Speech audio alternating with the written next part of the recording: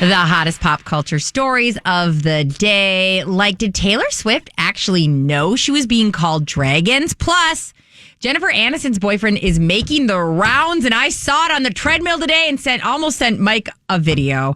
This is Hot to Go. I'm Brittany. I'm Colleen. And I'm Mike. And we've got some stories that are claiming that Taylor Swift, as we know, the Blake Lively and Justin Baldoni lawsuit is going on. And one of the cringiest texts we saw, even us millennials went to a place of, is when Blake Lively referenced to Justin Baldoni after he had visited the apartment and Taylor Swift was there and co-signed that her rewrite was great, which we find out later.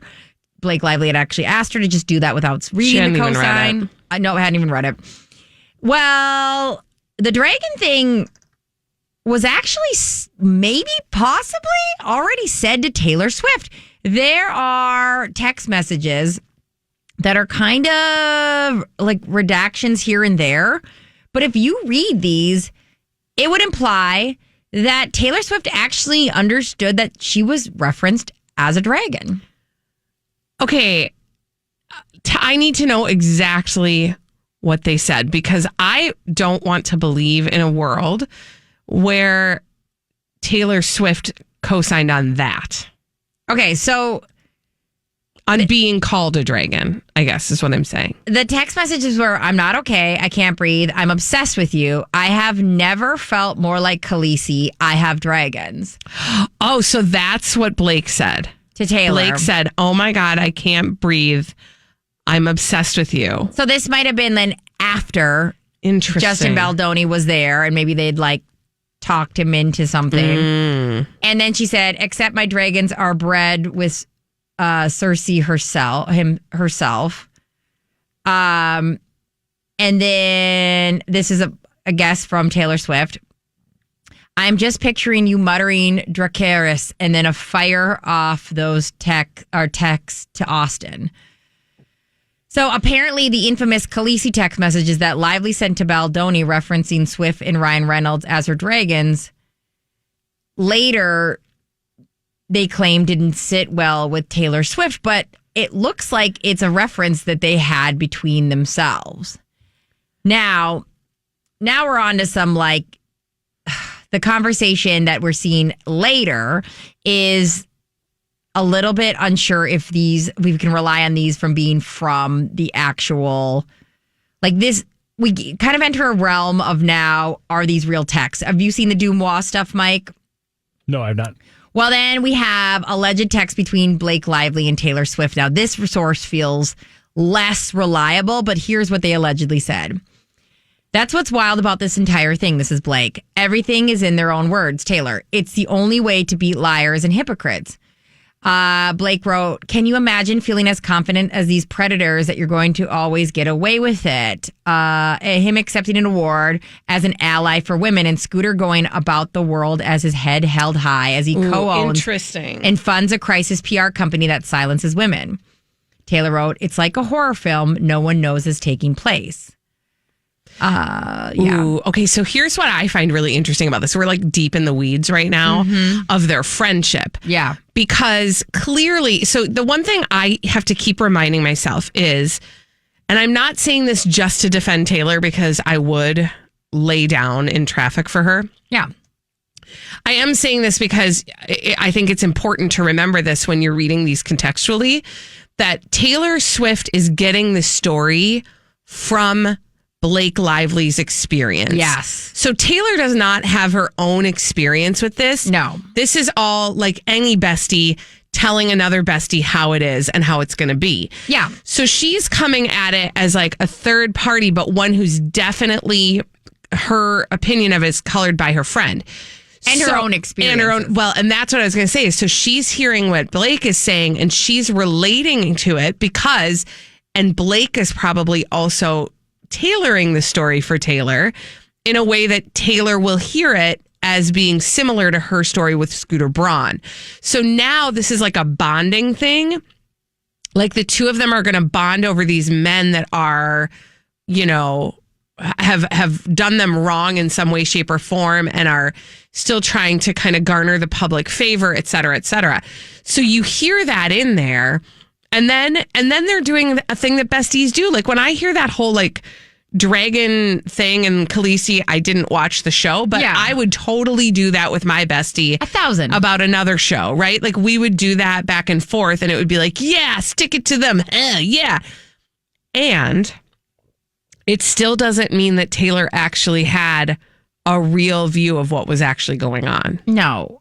And I had somebody ask me recently, and you know, this is something we've said a lot on this show, is I think everybody in this lawsuit, Justin Baldoni and Blake Lively, feel that they are 1,000% in the right. Yes. I think these two people would pass a lie detector test and be absolutely clear and free of their conscience. They and the only difference is, well, there's two things. First off, we'll do similarities, is that they're both used to getting what they want. Yeah. And being the bigger person in everything, or being the one the righteous person. Right. And experiencing it from that lens. And I think these are two people who have that exact thing in common. The difference is I think that Justin Baldoni would have absolutely gone, fine, it is what it is. I need this movie to make money. And Blake Lively doesn't need this movie to make money. That is actually a really good point. Yeah. So it's one of those things where, like, again, like, because a lot of this is coming back in the headlines, I have these people kind of wanting me to, like, tie this up in a bow. And I think the reality of it is like, we're never, it's such personal nuances of the things that have happened on this set. And I think that, I think a lot of this could have happened and been resolved had they been the people that could maybe have a conversation. But the power dynamic was so that he was technically in charge, but she was the bigger name in general. So it's like, the power dynamic wasn't set in stone. And their motivations are completely different, right? Like, he's in it for the movie. He's in it for the story. He's in it as a producer, as a director. He's in it for how the story gets told, and then like the performance of how it does at the box office. Yes. She's in it for her career. She's in it for her empire. And you kind of know that because of the way that she then piggybacked on the promotion of the movie with her own entities, with her hair care line and her Betty Boo's, what's it called? Is that what it's called? Nailed it. Yeah. Betty Boo's, yeah. And I also think she wanted both, because we heard from Sony execs the end of last week that people felt like this was a situation she was manipulating. She was trying to find a way to, after all of this back and forth, he did this, she did this, whatever, all was going to be done, that she was going to get the rights to that sequel. Yeah, and that it was going to be a situation where, yes, you can say they don't need the money. Sure, they don't need the money, but one thing about people that got a lot of money is they want more of it. And I don't think saying that's like, I think honestly his motivation might be because he knows his career is so tied to his perception, his public perception. Right. Yes. So I honestly think his reputation is actually more important. He's had movies with Wayfarer that haven't produced very well and haven't done very well at the box office. I think his reputation, as soon as that started getting dragged through the mud, that was his main motivation. And I think we're talking about Justin Baldoni and Blake Lively. I think another thing, Mike, that I noticed about this last week is that Blake Lively, I don't think wants to be just an actress on set anymore. Oh. I think once she got a taste of directing, which, she directed a couple things, including one of Taylor Swift's music videos, is now she was in a place of like, okay, like, I'm ready to take this on. Yeah. And was she or wasn't she? I don't care, and I don't know. But I can say that I don't think she liked taking a backseat to somebody that she thought wasn't good at their job. Like, there's an entitlement there. Yeah. And I hear for better or worse, right? Like, I think she was experiencing that. Like, it's besides Garfield, it's not a huge studio, and all of a sudden we find her messaging Matt Damon and Ben Affleck about how she pretty much had to take this on as her own because these guys couldn't handle it. And like, maybe that was somebody whispering in her ear, or maybe that was actually something that was true. But either way, like, it still just wasn't her movie. But I don't know, man. I think a lot of those dynamics coming out, it paints a really different picture. And she said word for word what she was planning on doing. Remember at that forum that she had, the Forbes Summit, she talked about stepping in and hijacking movies from directors and producers. Yep. She says that's absolutely something that was her motivation, is stepping in there and doing more than just acting and actually taking the steering wheel behind these projects. Because she's probably she laid it out for us. Yeah. And again, I think we've all experienced that, be it in our careers or our life, is you watch people around you, and be it maybe because they're male or maybe just because like they've got something you didn't have a step up, you didn't have, do something where you're like, I could do that better. And again, right or wrong, like when you see that, it's hard to go, okay, I'm making a backseat on one of the bigger movies that I'm going to be on, and I'm watching this person do it what I think is wrong. And I can't stress enough, I don't have a feeling around if one of these people are wrong or right.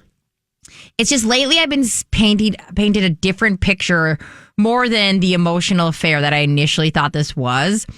I think this might be a story of Blake Lively, like, I don't want to say right or wrong again, but like feeling frustrated in a role that everyone around her is telling her that she should be doing. Yeah, and I think she feels justified. Yes.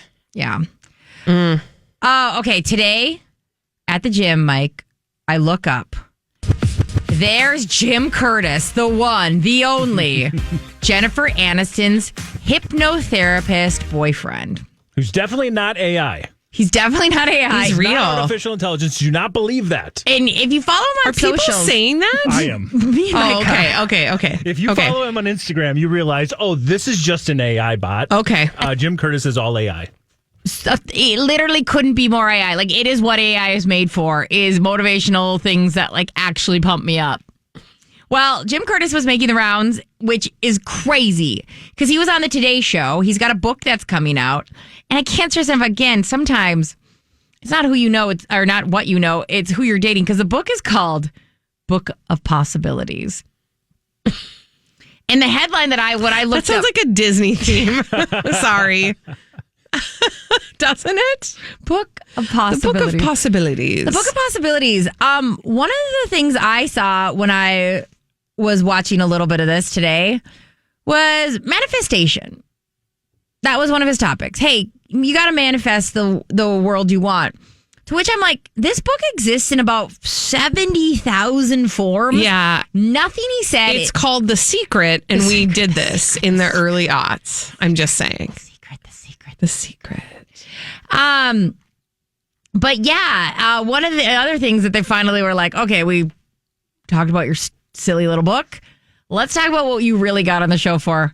How the heck did you get Jen? I mean, they asked in like a nicer way than that, but he made it clear that they'd started out as friends, and it took a long time. The way he said it was like, we chatted for a long time. It took a long time. And they eventually were like months now, almost a year, to where they finally were kind of like, all right, we should date. To that, I'm like, this never works. And I'm shocked because how many guys or girls think if I just stay in proximity of this person, they'll eventually. Well, Jim Curtis is proof. So like, buy his book is what I'm coming to the conclusion of. But I'm getting some publicationship vibes from this. But what would she benefit from? No, but so this is the thing about a publicationship. It doesn't mean that the relationship isn't real. Mm-hmm. It just means that there is something to benefit. And like, question: did you feel like he would have been on this show had he not been dating Jennifer Aniston? No. Publicationship. Okay, but what would she benefit from dating Jim Curtis? It gets people off of her damn back. Kind of like she's going to die alone. She hates children. Poor and hates Jennifer love. Aniston tropes. We just had the article about her and children. She is now so interesting because she's not dating, another Brad Pitt or Justin Theroux. She's dating someone like Jim Curtis. Mm-hmm. Man. I mean, there is a strategy there, right? Like there is like a PR strategy that's linked to all of the old crap we've been hearing for I don't know, since the 90s about Jennifer Aniston and about her, she's going to die alone. I know. Poor right? Jennifer Aniston. There's no poor Jennifer Aniston, girls. She is fine. She's fine. We're not worried about our friend. She's fine. But I think anytime she's attached to somebody, those things quell. And what he can give her that Brad Pitt couldn't is a lower profile, like, this is the real one relationship. Mm-hmm. Like, look how interesting she is because she fell for a normie. Yeah, kind of. I will say, though, like, he's got a little controversy to him. I mean, he's got some clips out there talking about weird hypnotherapy and, like, past lives he's lived. So he's not, like, super clean. Yeah, but I do feel like she's into crystals and crap. So, yeah. I mean, not that I don't think crystals are crap. Be into whatever you're into, but I think she's into that. She likes the woo-woo. She's into that. I think that she gets into that. Okay, fine. They might have great things to talk about. I also just want to quickly mention that Lauren Sanchez and her husband, maybe you've heard of him, Jeff Bezos, they were at Paris Fashion Week, and I just had to note it because I'm like, they're really leaning into, like, we like fashion. Mm-hmm. And this is our thing now because obviously Lauren Sanchez does adore fashion. But the idea that they're making the rounds, I think, is going to lead into the fact that they are hosting the Met Gala. Sure. Sponsors, yeah. And I'm like, they really did their like assignment where they go, what are the things we need to show up to kind of back up our resume that we love fashion. We are fashion. They definitely have somebody on their team who's like got the events lined up for them. Yeah. So they look a certain way. They're like, it's time to like fashion now. And also, I love Amazon fashion, so I'm just saying. You and Steve Patterson. Right? Perfect. All right. At this point, it's hot to blow. We head on over to Mike Ganger, our producer and blind item expert. What is the secret on the internet that's about to blow? Not such a big secret, but it's just been maybe a rocky start for Charli XCX and her acting career. Charli XCX, and everyone's been talking about Sundance. We've seen a bunch of people there, and one of the movies that was much anticipated was The Moment. Mm-hmm. Now, this is the mockumentary around Charli XCX and kind of what was Brad Summer. And we had, years out, people going, people don't know this, but Charli XCX is the best actress in the world. Like, we've had teasers leading up to this for a while now. And again, those words were coming from people like Olivia Wilde, who, shockingly, is directing one of the upcoming films that she is in. So there's a reason why we're getting that. Sure. But I will just say, The Moment, I don't think is much. Again, it's like a mockumentary. I don't think it's as much of one of her more serious acting roles. It's more just about her and putting the whole idea of Brad Summer behind her. Well, she didn't really put too much behind her because according to the deepest, darkest spots of the internet, not only was it a complete flop, but she couldn't even bother showing up sober. Oh, dear. She showed up in her only way Charli XCX could show up. And again, for somebody trying to tell us she's making a serious career change and pivot into acting, she showed up to Sundance out of her mind. Oof. And also with a terrible, terrible mockumentary. Oh, dear. Film. Oh, and the funny thing is now I'm seeing ads for this all the time. And I go, God, we really bought into this being a great thing. And the clips are not. Sorry, go ahead. No. What were you going to say? Well, no, this is not the main big acting project that we've been talking about with Olivia Wilde. That is called I Want Your Sex. And that is a whole different movie that's actually going to be her in more of an acting role. I believe that is what it was called. Let me find the exact. In this one, it sounds like she's playing a version of herself. Yes, this is more of just a mockumentary and talking about Brad Summer and doing everything. I Want Your Sex is the film where she is actually going to be starring opposite. Okay. With Olivia Wilde, with Cooper Hoffman. That's going to be more of her acting role. But I have seen that the ads that I've seen then are around this mockumentary. And I'm like, okay, like it felt right on the cusp of real and not real, where you're like, I don't really know if I need this. And I haven't been that excited about it, but to then fall back on are we still then believing the hype around Charli XCX is the best actress we haven't seen yet? Yeah, I don't know.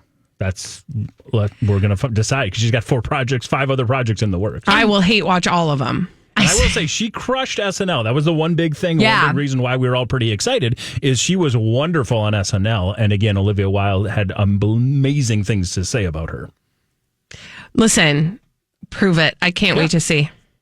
And wait, so we're finding out this Charlie XCX mockumentary isn't worth watching then? Everyone is calling it an absolute flop. And again, the deepest, darkest spots of the internet. The story about to blow is the fact that she also showed up and maybe involved some blow.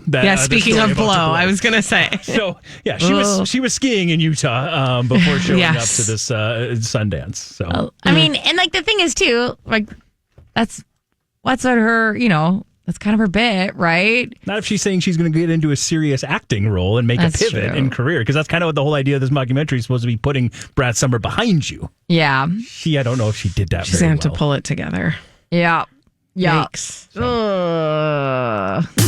It's Hot Mess. All right, Colleen, you've got our hot mess. I can't even. I don't actually know if it's Kim Kardashian or Kanye West, if I'm being honest. You decide. Kim Kardashian, a guest on her own sister's podcast. Again, good get. Huge get. I watched the video, by the way. Oh, gosh. It's so cringe. I watched them, too. It's so... And their outfits, too. Can we talk that's about what I was going to say. Uncomfortable. Yeah, and like Kim's hair, I mean, just everything about it felt like, I don't know. I don't know. Especially when you go to a place of, this is your sister's podcast, and you think of like some of the very successful podcasts. It's like the idea of kind of being comfortable, sitting in chairs. Call her daddy's got these comfy chairs and like sweatsuits. No, and Kim then you look at them a bouffant. I mean, she is bringing the bouffant back. It was so crazy. Brand new lip fillers, just really just all the way to the nines. Anywhoosy whatsy. One of the things she's talking about with her sister is about who is, of the two of them, like their parenting styles. And Kim talks about Northwest, and she explains that when Northwest was born, and these are the words, and this is where I got hooked on this. Kanye was DJing the birth. And I don't care whatever came after that. Okay, fine. She was born to Bohemian Rhapsody. Cool. Spoiler alert. I think for me, the thing I got stuck on is, of course, Kanye West was DJing the birth. DJing the birth, probably brought his decks in and was like, would you?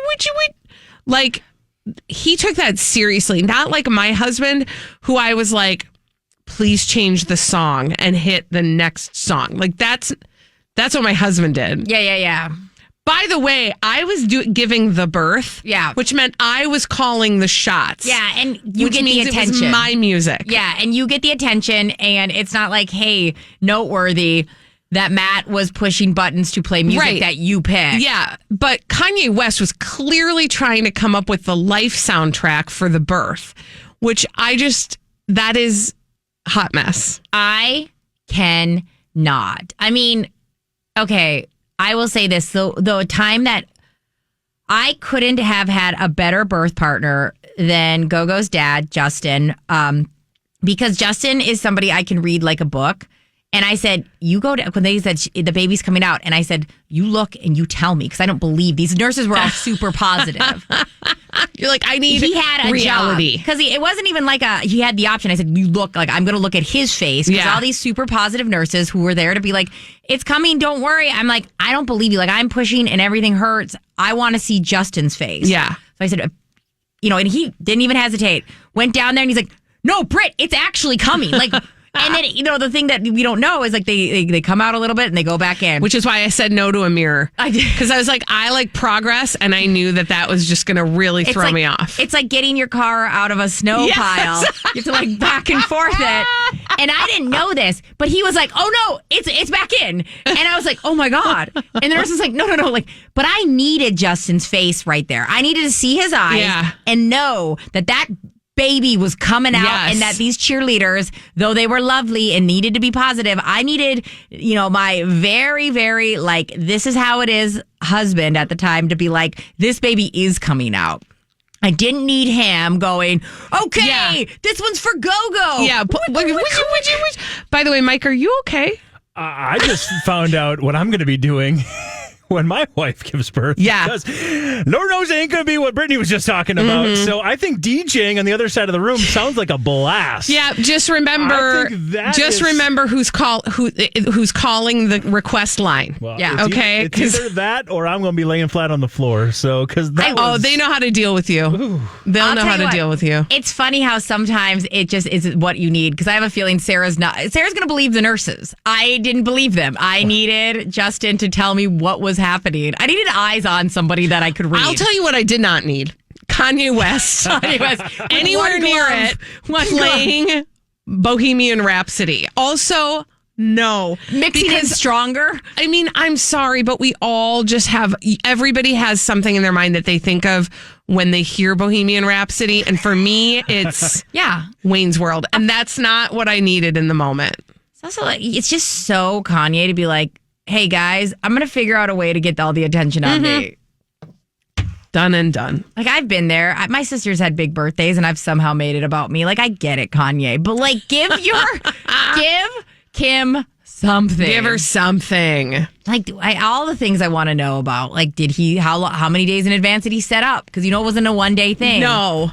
They had the suite at Cedar Sinai or something, I know. like that Beyonce suite, because nothing but the best for Kim. Tell us what you think in the comments, because Hot to Go is on YouTube. Tell us, would you like Kanye West DJing your next birth? Because I'm sure he's taking the requests. Answer is no. He's very available lately. True. Please subscribe, and all the things.